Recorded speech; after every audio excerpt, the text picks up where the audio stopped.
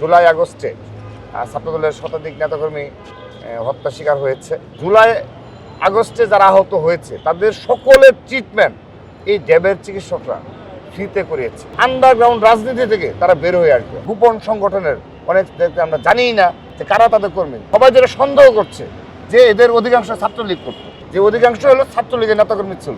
Social মিডিয়ায় তারা অপতৎ করে লিপ্ত রয়েছে।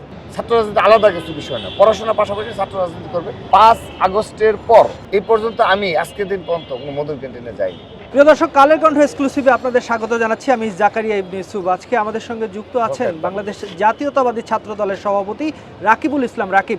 কথা বলবো সমসাময়িক বিভিন্ন ইস্যুতে। রাকিব, কালের কণ্ঠে আপনাকে স্বাগত জানাচ্ছি। ধন্যবাদ। রাকিব, একটা ছাত্র জনতার অভ্যুত্থানের মধ্য দিয়ে যে 15 বছরের যে দুঃশাসন, স্বৈরশাসনের অবসান ঘটেছে এবং সেই আন্দোলনে আমরা দেখেছি যে ছাত্র দলের শতাধিক নেতাকর্মী প্রাণ হারিয়েছেন। এই আন্দোলনে ছাত্র দলের সম্পৃক্ত হওয়ার গল্পটা যদি একটু বলেন। ধন্যবাদ।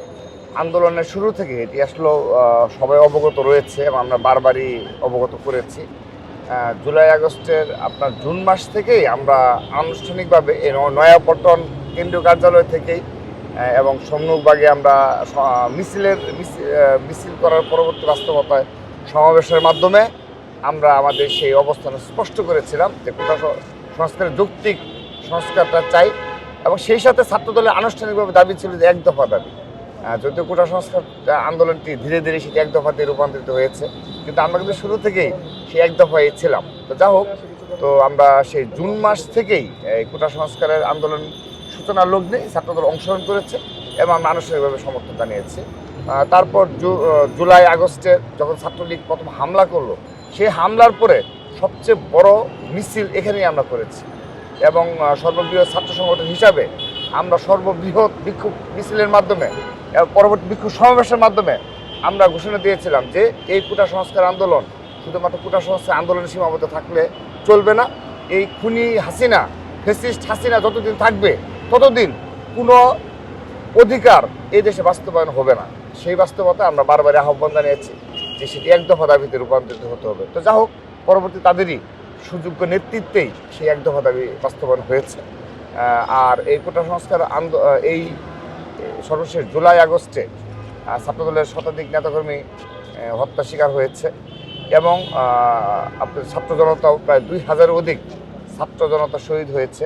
তো সেখানে ছাত্রদল অনবদ্য ভূমিকা পালন করেছে এবং আমরা পরবর্তীতে আমাদের যারা শহীদ হয়েছে এবং আমরা আমাদের শুধুমাত্র নিজেদের সংগঠনের যারা শহীদ হয়েছে তারাই নয়, অপর যে ছাত্র জনতা যারা শহীদ হয়েছে আমাদের সামর্থ্যে যতটুকু সম্ভব হয়েছে আমরা চেষ্টা করেছি তাদের খোঁজ নেওয়ার জন্য, তাদের সাথে সহমর্মিত করার জন্য এবং আগামীর বাংলাদেশ বিনির্মাণে তাদের যে অনবদ্যতা, সেই সকল পরিবারের যে অনবদ্যের ভূমিকা রাখার প্রয়োজন সেগুলো আমরা তাদেরকে অবগত করেছি। যতটুকু সম্ভব আমরা খোঁজ রাখার প্রচেষ্টা চালিয়েছি এবং বিশেষ করে যারা গুরুতর আহত ছিল আমরা ড্যাবের মাধ্যমে মিলে আমাদের যে বিএনপি মনে যে চিকিৎসকদের সংগঠন হচ্ছে ড্যাব, বিশেষ করে ড্যাবের চিকিৎসকদের এদের ভূমিকা আসলে তো মিডিয়াতে আসে না।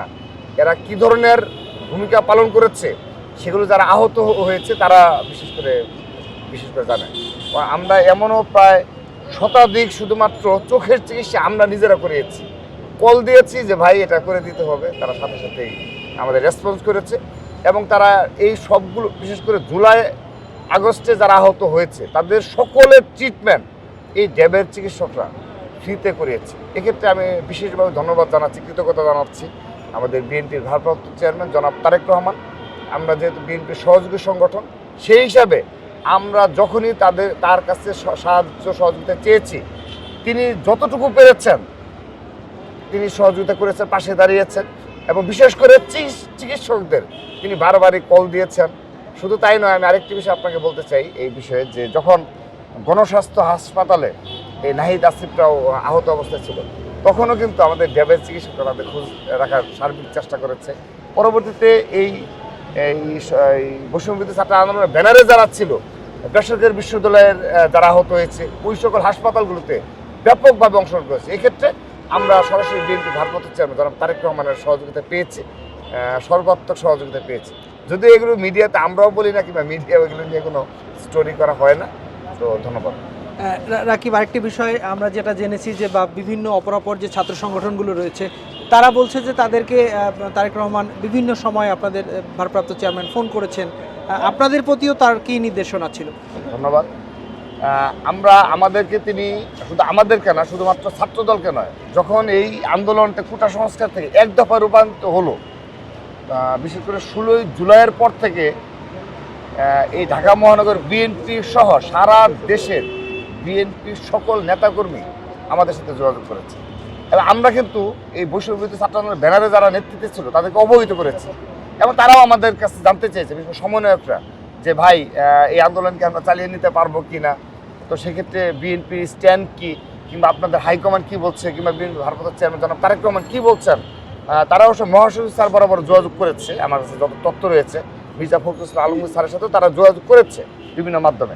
তো যা হোক, তো তখন যখনই আমাদেরকে তারা সহযোগিতা চেয়েছে, ব্যাপকভাবে বিএনপি তার অঙ্গ সহযোগী সংগঠনের, শুধুমাত্র রাজধানী ঢাকা নয়, সারা দেশের বিএনপি তার অঙ্গ সহযোগী সংগঠনের সকল পর্যায়ের নেতাকর্মী এখানে সর্বাত্মকভাবে ব্যাপকভাবে অংশগ্রহণ করেছে।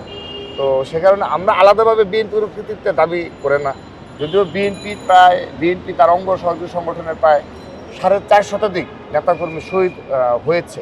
তো এক্ষেত্রে আমরা যেটা স্পষ্টভাবে দেখেছি, বিএনপির ভারপ্রাপ্ত চেয়ারম্যান শুধুমাত্র যে বিএনপি তার অঙ্গ সহযোগী সংগঠনকে অর্গানাইজ করেছেন, নির্দেশনা দিয়েছেন এবং রাজপথে রেখেছেন, শুধু এটি নয়, তিনি অপর যে বিরোধী মতের যারা ছিলেন, তারা দীর্ঘদিন এটি ফেসিবাদের বিরুদ্ধে লড়াই করেছেন এবং বিএনপির সাথে যুগপৎ আন্দোলনেও ছিলেন, তাদের সবাইকে তিনি এই জুলাই আগস্ট আন্দোলনে ঐক্যবদ্ধ করতে পেরেছিলেন। তো এগুলো আমাদের বক্তব্য না, এগুলো অপর যারা বিরোধী দলের মতের নেতৃবৃন্দ রয়েছে তারা কিন্তু এখন সরাসরি শুধুমাত্র এককভাবে বিএনপির ভারপ্রাপ্ত চেয়ারম্যান তারেক রহমানকে সেই কৃতিত্ব দিচ্ছেন। তো আমরাও ছাত্রদল আনুষ্ঠানিকভাবে তাকে কৃতিত্ব দিতে চাই যে আমাদের যে ধরনের সহযোগিতা, আমি তো বললাম শুধুমাত্র যে রাজপথে থাকার জন্য যে ধরনের সরঞ্জাম প্রয়োজন সে ধরনের সহযোগিতায় নয়, তিনি ওই যারা আহত হয়েছে তাদের বিষয়ে তিনি খুবই সংবেদনশীল ছিলেন এবং সারা দেশের চিকিৎসকদের তিনি এক বাক্যে বলেছেন যে একটি টাকা যেন নেওয়া যেন না হয়, সে বিষয়ে তিনি মনিটরিং করেছেন। শুধু তাই নয়, আমাদের এটা আমি আমারটা বলতে পারি যে আমাদের জগন্নাথ এবং ঢাকা কলেজের কয়েকজন নেতাকর্মী ছিল যারা মৃত্যুর ধার প্রান্তে ছিল, আমরা ভেবেছি যে হয়তো বা যে কোনো সময় মারা যাবে, এরকম অনেক উল্লেখযোগ্য নেতাকর্মী ছিল এবং আমরা নিজেরাও তাদেরকে দেখতে পারিনি, খোঁজ নিতে পারিনি, কিন্তু তিনি কিন্তু ঠিকই কোনো না কোনো মাধ্যমে, যেহেতু তিনি বাইরে ছিলেন, কোনো না কোনো মাধ্যমে তিনি কিন্তু ঠিকই এই ছাত্র দলের প্রেসিডেন্টের ভূমিকা তিনি অবতীর্ণ হয়েছিলেন। তিনি কিন্তু সে সকল নেতাকর্মীদের আমার কাছে একটা তথ্য রয়েছে প্রায় 15 জনের মতো যাদের কোনোভাবেই মানে বেঁচে থাকার কোনো সম্ভাবনা ছিল না। যা হোক, আল্লাহর অশেষ রহমতে তারা হয়তো বা তাদের অঙ্গহানি হয়েছে কিন্তু বেঁচে আছে, তাদের চিকিৎসা তিনি সরাসরি ওই আগস্টের 1, 2, 3 ওই তারিখে তিনি মনিটরিং করে সম্পন্ন করেছেন। রাকিব, আরেকটি বিষয় আমরা দেখছি যে সাম্প্রতিক সময়ে আপনি বিভিন্ন বক্তব্যে আপনি কিংবা আপনার সেক্রেটারি আপনারা বলছেন একটি গোপন সংগঠনের কথা। এই গোপন সংগঠনটা আসলে কি? কারা এই গোপন সংগঠন? এই গোপন সংগঠন হলো তারাই যারা এখনো এই খুনি হাসিনা এবং ফ্যাসিস্ট হাসিনা পালিয়ে গেছে এবং এই দেশে বর্তমানে একটি নির্দলীয় সরকার ক্ষমতায় রয়েছে যেখানে সবার মত প্রকাশের স্বাধীনতা রয়েছে। সে সময়ও যারা আন্ডারগ্রাউন্ড রাজনীতি করে, যারা ঢাকা বিশ্ববিদ্যালয় হলগুলোতে আন্ডারগ্রাউন্ড রাজনীতি করে তরুণ প্রজন্মকে বিভ্রান্ত করতে চায়, তারাই হলো গোপন সংগঠন। তো যাদের ভূমিকা 1971 সালে প্রশ্নবিদ্ধ ছিল, এখনও প্রশ্নবিদ্ধ, তারা তাদের সেই প্রশ্নবিদ্ধ কার্যক্রম আপনি শুধুমাত্র জেনারেল স্টুডেন্টদের মাধ্যমে করে যাচ্ছে সেরকম না, আপনি সোশ্যাল মিডিয়ায় তাদের প্রতিক্রিয়াগুলো দেখবেন, বিশেষ করে ঢাকা বিশ্ববিদ্যালয়ে যে আপনার সোশ্যাল মিডিয়া গ্রুপগুলো রয়েছে সেখানে দেখবেন তারা কিভাবে তাদের পরিচয় গোপন রেখে তারা বিভিন্ন এজেন্ডা বাস্তবায়ন করতে চায়। এই প্রেক্ষাপটে আমি বলতে চাই, আপনি লক্ষ্য করে দেখুন, এই সর্বশেষ খুনি হাসিনা ভারতে পালিয়ে যাওয়ার পর থেকে এই ভারতের বিভিন্ন মিডিয়া যেভাবে সংখ্যালঘু ইস্যুতে মিথ্যাচার করছে, যেভাবে বাংলাদেশকে নিয়ে মিথ্যাচার করছে, কিন্তু সেখানেও কিন্তু ভিউ হচ্ছে, সেখানেও কিন্তু কমেন্টস পড়ছে সবগুলোই ওই পক্ষে, তাদের পক্ষে, অর্থাৎ একটা মিথ্যা নিউজের উপর কিন্তু আপনি সমর্থন পেয়ে যাচ্ছেন। ঠিক একইভাবে এই গোপন সংগঠনগুলো তারা এমনভাবে কার্যক্রম পরিচালনা করে, তারা পপুলার ইস্যুতে বিনা কারণে কোনো অপরাধ না থাকা সত্ত্বেও ছাত্রদলের বিভিন্ন কার্যক্রমকে তারা প্রশ্নবিদ্ধ করতে চায়। একটি আপনি দেখেন সারা দেশে লক্ষ লক্ষ জেনারেল স্টুডেন্ট, তাদের মধ্যে স্বাভাবিকভাবেই একই যখন একটা হলে একটা রুমে থাকে নিজেদের মধ্যে একটু মনোমালিন্য হতেই পারে। সেখানে যদি কেউ ছাত্রদলের সাথে সামান্য সম্পৃক্ত থেকে থাকে, পার্সোনাল বিষয়কে তারা ছাত্রদলের নাম দিয়ে সোশ্যাল মিডিয়ায় চালিয়ে দেয় এবং নিজ দিয়ে তারা ওই এমনভাবে কমেন্টস করে এই প্রজন্ম বিভ্রান্ত করতে চায় যে ছাত্রদল স্বাভাবিকভাবেই মনে হয় এই ধরনের একটা কার্যক্রম। আপনি মোটা দাগে বলেন, এ পর্যন্ত সারা দেশের ছাত্রদলের সাড়ে চার মাসের বাস্তবতায়, এই জুলাই আগস্টের পরের বাস্তবতায় কোনো বড় ধরনের কোনো অপ্রীতিকর ঘটনা কি ছাত্রদল দ্বারা সংঘটিত হয়েছে? হয়নি। তো কিন্তু সামান্যতম ঘটনাকে তারা ইস্যু বানিয়ে বড় কিছু করতে চায়। অর্থাৎ আপনার ভারতীয় মিডিয়া আছে যে ভূমিকা অবতীর্ণ হয়েছে, আমি মনে করি এই গোপন সংগঠনের তৎপরতা সে একই ভূমিকা অবতীর্ণ হয়েছে এবং এই জুলাই আগস্টের যে স্পিরিট রয়েছে, আমাদের মধ্যে যে চেতনা জন্ম হয়েছে, সেগুলো তারা মানে বিভক্ত করছে এবং এই বিভক্তের ফল কখনোই ফলপ্রসূ হবে না। এবং আমি স্পষ্টভাবে বলতে চাই, এই বিভক্ত করে এবং এই অনৈক্য সৃষ্টি করে এবং কোনো ফায়দা হাসিলের উদ্দেশ্য কখনো এই দেশে বাস্তবায়ন হবে না। এবং আমি আরেকটি বিষয় বলতে চাই, এই ছাত্রদলের শেকড় অনেক অনেক গভীরে। এটি ছাত্রলীগ নয় যে আপনি অপতৎপরতা কার্যক্রম চালাবে। আমরা তো নিজেরাই বলছি যে আমরা আমাদের দ্বারা কখনো সামান্যতম সাধারণ শিক্ষার্থীদের সাধারণ জীবনযাপনের পরিপন্থী কিংবা পড়াশোনায় বিঘ্ন ঘটবে এমন কোনো কার্যক্রম ছাত্রদল করবে না। সেহেতু আপনি তো আমাদেরকে ছাত্রদলকে সাধারণ শিক্ষার্থী বিচ্ছিন্ন করতে পারবেন না, ষড়যন্ত্র করতে পারবেন। আপনি মুখোশধারী হয়ে বিভিন্ন অপতরতা লিপ্ত হতে পারবেন, কিন্তু জেনারেল স্টুডেন্টদেরকে থেকে আমাদেরকে বিচ্ছিন্ন করতে পারবেন না। সে কারণে আমরা বলতে চাই, এই ষড়যন্ত্র থেকে তারা বের হয়ে আসবে এবং আন্ডারগ্রাউন্ড রাজনীতি থেকে তারা বের হয়ে আসবে। আমাদেরকে জানতে হবে সকল সংগঠনের নেতাকর্মী কারা। আমার ছাত্রদলের প্রতিটি ইউনিটে আমার কমিটি রয়েছে, আমার একজন কর্মী পর্যন্ত সবাই জানে যে ছাত্রদলের কর্মী, কিন্তু আমি সেই গোপন সংগঠনের অনেকদেরকে আমরা জানিই না যে কারা তাদের কর্মী। আমরা অনেক সময় দেখি 2 সদস্য বিশিষ্ট কমিটি, 15 সদস্য বিশিষ্ট কমিটি, তাহলে তাদেরকে আর নেতাকর্মী নেই।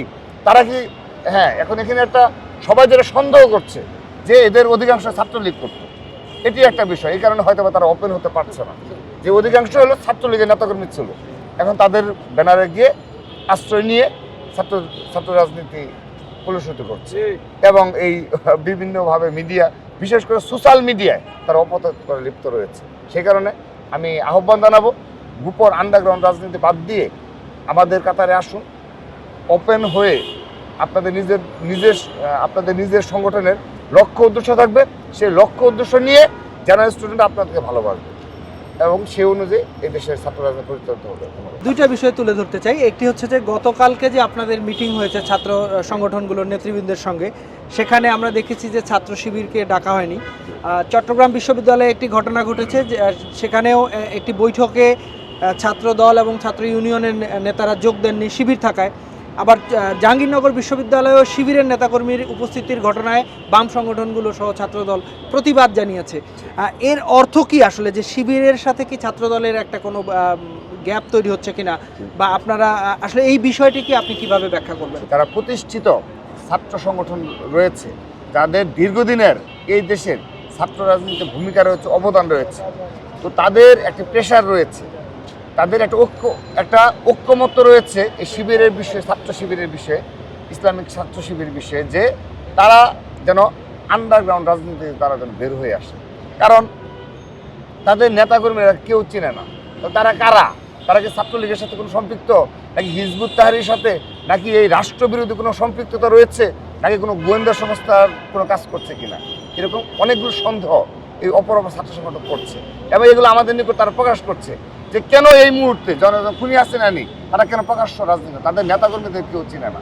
সেই কারণে অপর ছাত্র সংগঠনের যে একটি প্রশ্ন রয়েছে, আমাদের মনে সেই প্রশ্ন রয়েছে।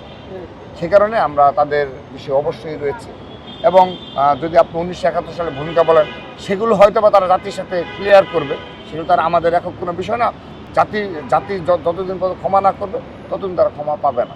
তারা যত যাই বলুক না কেন, একটি সামান্য অংশের তারা সমর্থন পেয়ে যাবে, কিন্তু ন্যাশনালি তারা এই ইস্যুতে অবশ্যই তাদের অবস্থান স্পষ্ট করতে হবে। কিন্তু এখন যেভাবে তারা আন্ডারগ্রাউন্ড রাজনীতি করছে এবং এখনও তারা যেভাবে প্রকাশ্যে আসছে না, এখনও তাদের নেতাকর্মীদের ওপেন করছে না, সেহেতু এটি তাদের জন্য কোনো সুফল বয়ে নিয়ে আসবে না। এতে অপর ছাত্র সংগঠনের সাথে তাদের দূরত্ব আরও বাড়াবো। যে নতুন ধারার রাজনীতির কথা আপনারা বলছেন, আগামী ছাত্র রাজনীতি কেমন হবে এবং ছাত্রদের প্রতি আপনাদের বার্তা কি থাকবে? ধন্যবাদ। আগামী ছাত্র রাজনীতি কেমন হবে এটা আমি শুধুমাত্র ঢাকা বিশ্ববিদ্যালয়ের রাজনীতি চর্চার একটি অংশ হিসেবে আপনি দেখাচ্ছি। আপনি দেখেন 5 আগস্টের পর এই 4 মাসে আমি ছাত্রদলের সভাপতি এবং সাধারণ সম্পাদক আমার সহ আমরা কেউ মধুর ক্যান্টিনে কোনো পদচারণা করেছি? এই পর্যন্ত আমি আজকের দিন পর্যন্ত কোনো মধুর ক্যান্টিনে যাইনি। অর্থাৎ আমরা একটা গুণগত পরিবর্তন নিয়ে আসছি, খোলা দাগে দেখা যাচ্ছে, কিন্তু এগুলো সোশ্যাল মিডিয়ায় আসবে না, এগুলো জেনারেল স্টুডেন্টদের নিকট পৌঁছানো দেওয়া হবে না। কারণ ছাত্রদল যদি কোনোভাবে এই স্বাভাবিক পরিস্থিতিতে রাজনীতি করার সুযোগ পায়, সাধারণ শিক্ষার্থীদের একমাত্র আশা ভরসার স্থান হবে ছাত্রদল এবং বাংলাদেশের স্বাধীনতা সার্বভৌমত্ব রক্ষার একমাত্র আশা আকাঙ্ক্ষার প্রতীক হলো ছাত্রদল। সে কারণে দেখেন আমরা আজকের বাস্তবতায় ছাত্র রাজনীতি গুণগত মান অলরেডি পরিবর্তন নিয়ে এসেছি। আমরা মধুর ক্যান্টিনের কালচারটাকে বিলুপ্ত করে ফেলেছি প্রায়। আমাদের সেই শক্তি রয়েছে, আমরা হাজার হাজার নেতাকর্মী নিয়ে এসে মধুর ক্যান্টিনে যাওয়ার ক্ষমতা রাখি। আমরা ঢাকা বিশ্ববিদ্যালয়ে আমার রাজধানী ঢাকার যতগুলো শিক্ষা প্রতিষ্ঠান রয়েছে সকল শিক্ষা প্রতিষ্ঠান ছাত্রদল নেতাকর্মীদের নিয়ে কয়েক হাজার হাজার নেতাকর্মী নিয়ে আমরা কোনো ইস্যুতে আমরা সেখানে প্রতিক্রিয়া ব্যক্ত করার ক্ষমতা রাখি। তা আমরা তো সেগুলো করছি না, আমরা তো বের হয়ে এসেছি এবং আমরা সাধারণ প্রেসিডেন্ট সেক্রেটারি সহ ছাত্রদল কেন্দ্রীয় সংসদের শীর্ষ নেতৃবৃন্দ আপনি ক্যাম্পাসে কেউ ব্যক্তিগতভাবেও মহড়া দেয়নি আজকের দিন পর্যন্ত, 4 মাসে আজকের দিন পর্যন্ত। এগুলো কি গুণগত পরিবর্তন নয়? এগুলো তো আনুষ্ঠানিকভাবে আমরা ছাত্র গুণগত পরিবর্তন নিয়ে আসছি মোটা দাগে। দ্বিতীয়ত আসুন আমাদের লক্ষ্য এবং উদ্দেশ্য ইতিমধ্যে আমরা সারা দেশে স্পষ্ট করেছি। ছাত্রদলের লক্ষ্য এবং উদ্দেশ্য হলো আমরা শহীদ রাষ্ট্রপতি জিয়া রহমানের আমলে যেভাবে উৎপাদনমুখী শিক্ষা ব্যবস্থা ছিল, কার্যক্রমে তারা শিক্ষা ব্যবস্থা সম্পৃক্ত করার চেষ্টা করেছিলেন তার যতদিন তিনি শাসন করার সুযোগ পেয়েছিলেন। তো সেই আজকের বাস্তবতা দেখেন এই 1/11 এবং তার পরবর্তী অবৈধ সরকারের আমলে এই 18-20 বছরে এই শিক্ষা ব্যবস্থা কোথায় গিয়ে দাঁড়িয়েছে? শিক্ষা ব্যবস্থা কোনো প্রকার কোনো প্ল্যানিং নেই এবং আমাদের কোনো লক্ষ্য এবং উদ্দেশ্য নেই। আমাদের একটি উদ্দেশ্য, একটা সার্টিফিকেট নির্ভর পড়াশোনা। সেজন্য ছাত্রদল এটির অবসান চাচ্ছে। ইতিমধ্যে আমরা যে বৃহৎ রাজনৈতিক দল বিএনপির ভারপ্রাপ্ত চেয়ারম্যানকে আমরা অবহিত করেছি যে ছাত্রদল এই সার্টিফিকেট নির্ভর পড়াশোনাকে বিকল্প হিসাবে উৎপাদনমুখী, জীবনমুখী, কর্মমুখী শিক্ষা ব্যবস্থা প্রণয়ন করতে হবে। সেজন্য আমরা তাদের দাবি জানিয়েছি। আমরা সারা দেশের প্রতিটি ক্যাম্পাসে যাচ্ছি, আমরা জেনারেল স্টুডেন্টের ধারে ধারে যাচ্ছি এইসব আমাদের দাবি নিয়ে এবং জেনারেল স্টুডেন্ট ব্যাপকভাবে সাড়া দিচ্ছে আমাদের এইসব দাবিতে। আমরা নারী শিক্ষার শুধুমাত্র বক্তব্যে নয় গুণগত পরিবর্তন চাই এবং এটি রাষ্ট্রীয়ভাবে দায়িত্ব নিতে হবে এবং কর্মক্ষেত্রে সত্যিকার অর্থে নারীর কাজে নিরাপত্তা দিতে হবে। এই অনেকগুলো বিষয় রয়েছে। আপনি লক্ষ্য করে দেখেন যে মাদক, এখন পর্যন্ত মাদকের বিষয়ে এই 20 বছর কোথায় গিয়েছে মাদক? নীরবে লক্ষ লক্ষ তরুণ প্রজন্ম ধ্বংস হয়ে যাচ্ছে নীরব ঘাতক হিসাবে। তো আমরা ছাত্রদল ইতিমধ্যে বাংলাদেশের প্রতিটি ক্যাম্পাসে আমরা মাদকের বিষয়ে জিরো টলারেন্স দেখিয়েছি এবং আমরা বলেছি যদি আমরা সামান্যতম কোনো সম্পৃক্ততা পাই, মাদক ব্যবসায়ীদের হোক সেটা কিংবা জেনারেল স্টুডেন্টদের কারো যদি কেউ বিপদে যেয়ে থাকে, আমরা সাথে সাথে তাকে ধরে আমরা আইনগত ব্যবস্থা নেওয়া হবে। আমাদের সেটা প্রতিজ্ঞা। সেক্ষেত্রে আমাদের কোনো বিচ্ছিন্ন সংগঠনের একজন কর্মীও যদি সামান্য সম্পৃক্ত থাকে, আমরা তার বিরুদ্ধে সাথে সাথে ব্যবস্থা নেব। আমাদের সেটা ওয়াদা। ইতিমধ্যে দেখেন আমরা কিন্তু এই বিষয়ে বেশ সোচ্চার এবং একটি স্থিতিশীল পরিবেশ সারা দেশে বিরাজ করছে। আমাদের অবদান, আমরা সেই ধরনের পরিস্থিতি ক্রিয়েট করছি। ছাত্র রাজনীতি বলতে সমাজকে পরিবর্তনের জন্য এবং সাধারণ এবং পড়াশোনার পাশাপাশি ছাত্র রাজনীতি চলবে। ছাত্র রাজনীতি আলাদা কিছু বিষয় না, পড়াশোনার পাশাপাশি ছাত্র রাজনীতি করবে এবং আমরাও এটাও সিদ্ধান্ত নিয়েছি আমরা ধীরে ধীরে, যেহেতু আমাদের দীর্ঘদিন ফ্যাসিস্টের বিরুদ্ধে লড়াই সংকট হয়েছে, আমাদের সংগঠনের নেতৃত্ব আমরা রানিং স্টুডেন্টের হাতে ধীরে ধীরে ছেড়ে দিই। তো এই ধরনের গুণগত পরিবর্তন নিয়ে আমরা নিরলস কাজ করে যাচ্ছি। আশা করি আমাদের সকল লক্ষ্য এবং উদ্দেশ্য কী হবে, অর্থাৎ ছাত্রদলের নিজস্ব লক্ষ্য এবং উদ্দেশ্য রয়েছে, সেই লক্ষ্য এবং উদ্দেশ্য বাস্তবায়নে পড়াশোনার পাশাপাশি বাংলাদেশের স্বাধীনতা সার্বভৌমত্ব রক্ষায় ছাত্রদল নিরলস পরিশ্রম করে যাচ্ছে। ধন্যবাদ রাকিব, এতক্ষণ কালের কণ্ঠকে সময় দেওয়ার জন্য।